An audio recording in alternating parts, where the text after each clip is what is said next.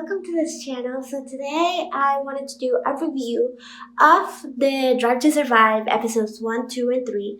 So I'm going to be doing them separately, otherwise this videos will be a nightmare to upload. So I just really love Formula 1, and I was not that big of a fan before I watched Drive to Survive last year, and that really spiked my fandom so much. And I know that it did the same to a lot of people. It reinvigorated why they love to watch Formula 1. So I just find it for my first couple of videos, I want to do some reviews. So this season, the first episode, we start with kind of Renault and kind of Red Bull. We kind of left off last season with Daniel Ricciardo leaving Red Bull to go to Renault. So that's where we're picking back up. So we're seeing Daniel Ricciardo really struggle in that Renault. We're seeing him basically out in the first lap of the Australian Grand Prix, which is a big deal because that's his home Grand Prix, and there were a lot of expectations for him in that Grand Prix, and the fact that he just leaves, it's a big shocker. And then the fact that Max Verstappen actually ends up in a podium in that very same episode, it is absolutely devastating to watch.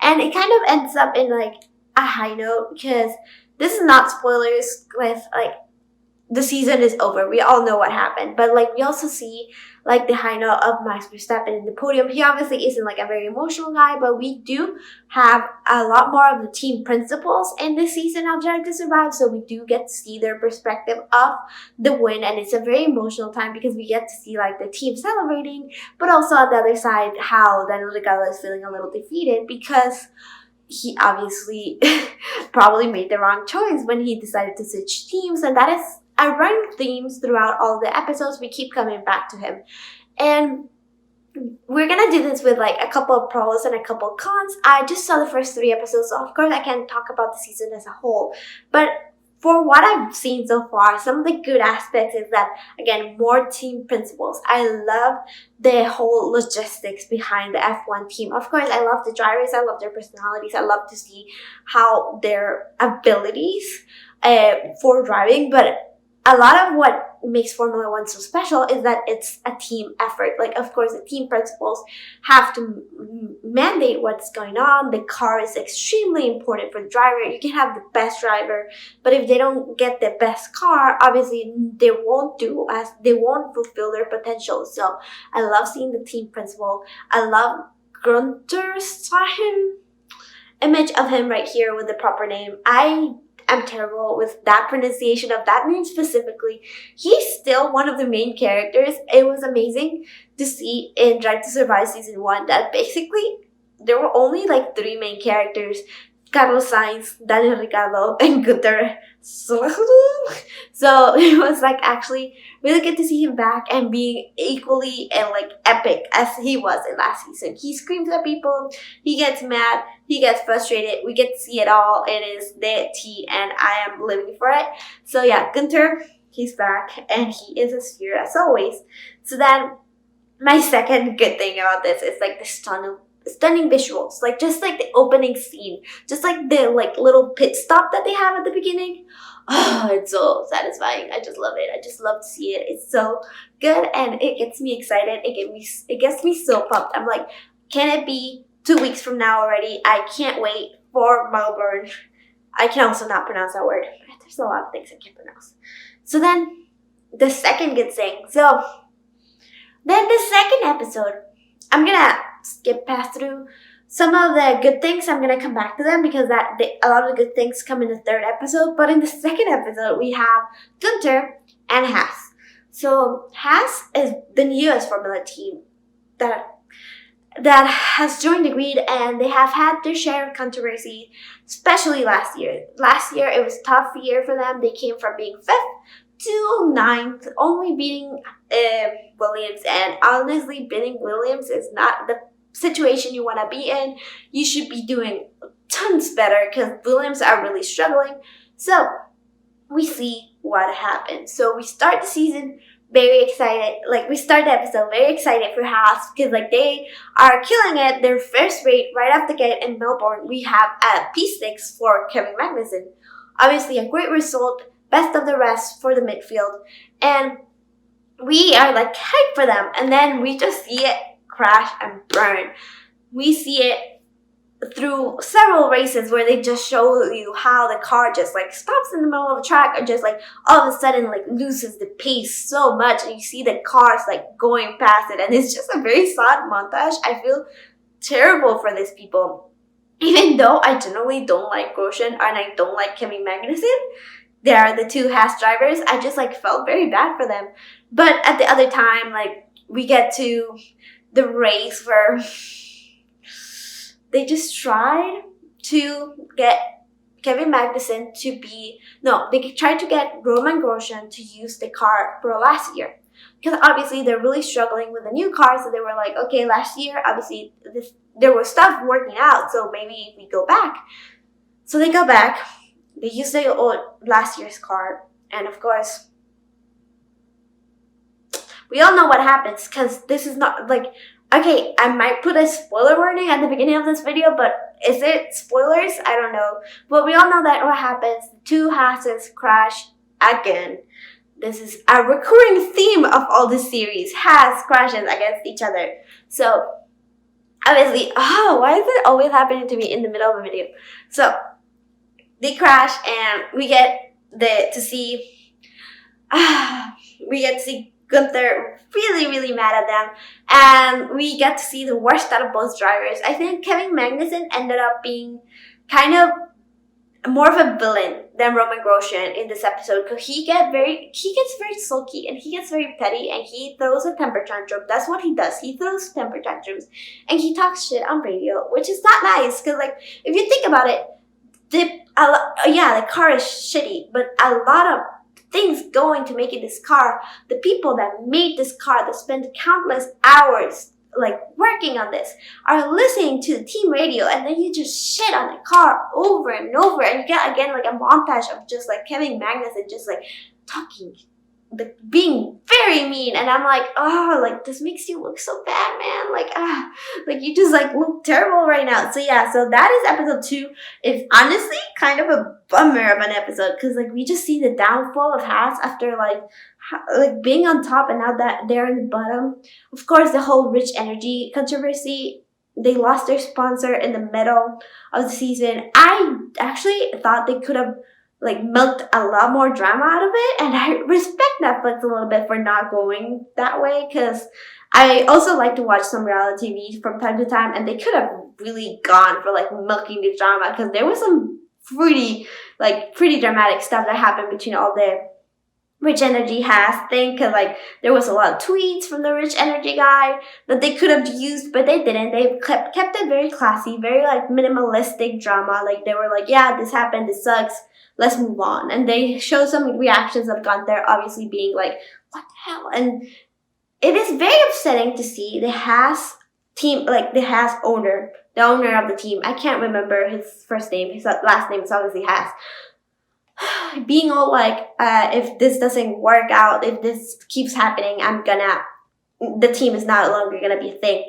And it's very sad to see, because that is a big possibility. Like making a Formula 1 team takes a lot of money, and I really want to keep them on the grid, but it dawned on me how crucial 2020 it is for Haas, because it's make it or break it. If they have another horrible season, they might not spend the extra money to develop a team for 2021 with the new regulations. So definitely kind of a bummer of an episode, but so satisfying to see all this drama that I saw on Twitter, and like all this stuff that I knew happened just like further developed. And then obviously some of the bad things that came from that. So Roman and Grosjean, how are they still in Haas? Like, I don't understand. Like, there were like several points where Gunther was like, I don't want this driver, so like I would fire them right away. But Nico Hülkenberg, is it a thing? He was still available for 2020, and you just didn't make that happen. Grosjean and Magnussen must be not making any money whatsoever, because otherwise I don't understand why they're still in Haas. So, okay, then we go back to some of the good things. So, episode 3. Episode 3 focuses mainly on Carlos Sainz, but a little bit of Daniel Ricciardo sprinkle in between.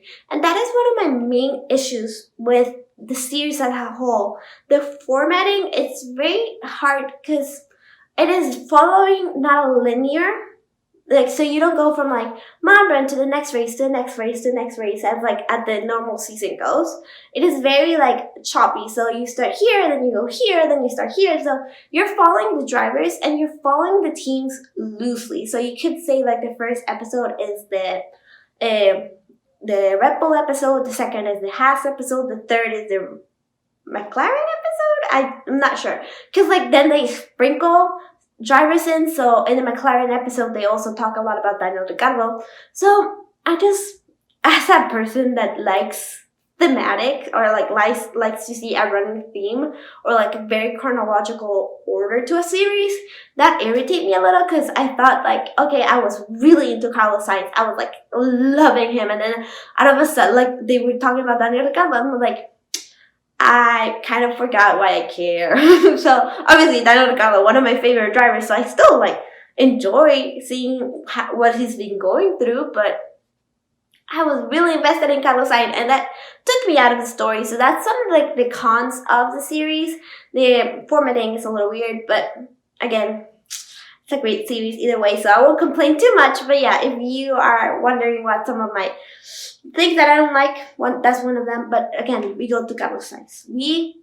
Carlos Sainz looks so good. They make him look amazing in the series. And it's not that I don't think Carlos Sainz is amazing. I just think they really make him seem like the hero of the series so far. He's shown being trained. He's shown having to move to England. He's shown having that doubt in the middle of the season in 2018 when he was dropped from Renault and he didn't know where he was going to go. So all of that they show, and they show how like the first couple of races of the season he wasn't really performing and there were doubts and he was doubting himself, and then he just like goes for it. And if you know how the season turned out, you know he ended up doing very well, but obviously knowing all the things about him, all the struggle, all the time it took him to get to that point is obviously very satisfying, and I'm very happy to see it as a Carlos Sainz fan. It makes him look great. And then again, then in this episode, we get the rivalry I didn't know I wanted. So Daniel Ricciardo and Carlos Sainz, I don't know if it's the editing they chose specifically for Drive to Survive, but they make a whole rivalry. I will put the word right here that I didn't even know existed. So the battle between Carlos Sainz and Daniel Ricciardo to prove themselves as a great driver, as a driver that probably should be in a better car, being in the best drivers of the midfield. So they show that rivalry, and I just didn't see that. Like the Formula One, like when you watch it live, they just didn't emphasize it.